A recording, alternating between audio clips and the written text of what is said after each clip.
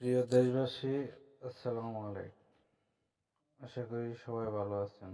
আমি একটা কথা বলতে চাই আপনার কাছে।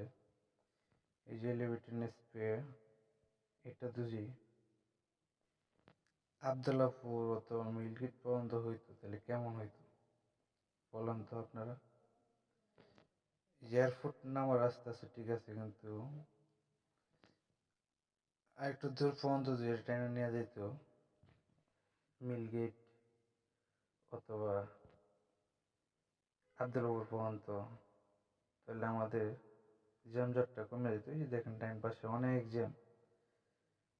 যারা ঢাকামুখী যাওয়ার জন্য চেষ্টা করে তারা এয়ারপোর্টের জ্যামটা অনেক সময় নষ্ট করে। তারপরে মনে করেন আমি ময়মনসিং যাব,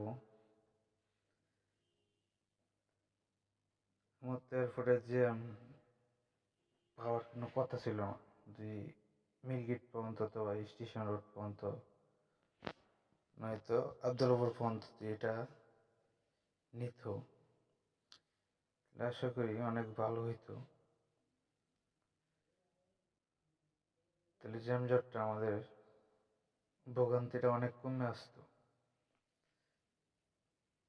এয়ারপোর্টের জ্যামটা আমাদের পোহাইতে হইতো না। এখন ঢাকা থেকে আসার পরে যে সময় আমরা ময়মনসিংহ দিকে মুভ করি, তখন এয়ারপোর্টে এসে নামতে হয়। এয়ারপোর্টের জ্যাম এটা আমাদের সকলেরই একটু পোহাইতে হয় আর কি। আর ময়মনসিংহ যাওয়ার পথে জ্যামটা খুবই কমই থাকে, তেমন একটা জ্যাম থাকে না। কিন্তু যারা ময়মনসিংহ থেকে ঢাকা যাওয়ার জন্য চেষ্টা করে, তার প্রত্যেকটা গাড়ি, ওই যে দেখেন ডাইন পাশে গাড়ি অভাব নেই ফ্লাইওভারের উপরে, এয়ারপোর্টের ফ্লাইওভারটা। ওরা মনে করেন আজমপুর থেকে অথবা বিএনএস থেকে জ্যাম ঠেলতে ঠেলতে মনে করেন কাওলা পর্যন্ত আসতে হয়।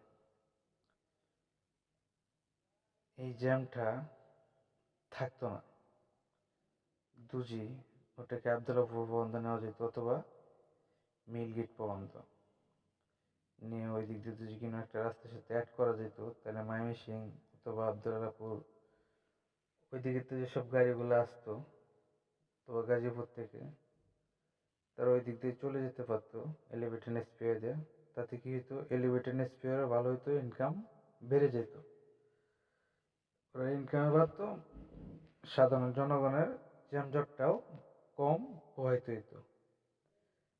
দেখেন আমার ডান পাশে অবস্থা দেখেন, অনেক ব্লক, প্রতিদিনই এটা জ্যাম থাকে, তা খাওয়ার মতন না। এই দেখেন আমার ডান পাশে গাড়ি দেখেন, প্রচণ্ড পরিমাণ জ্যাম।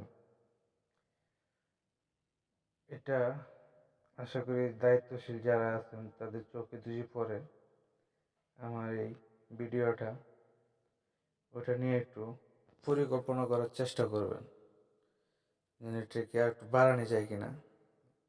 এবারে অথবা এটা মিলগেট অথবা আবদুল্লাপুর পর্যন্ত যদি নেওয়া যায়, তা আমাদের জ্যাম আশা করি অনেক কমে যাবে। তাহলে উত্তরাবাসীর জন্য জ্যাম পোহাইতে হবে না। আসসালামু আলাইকুম। রাখি, আমার ভিডিও এই পর্যন্ত শেষ।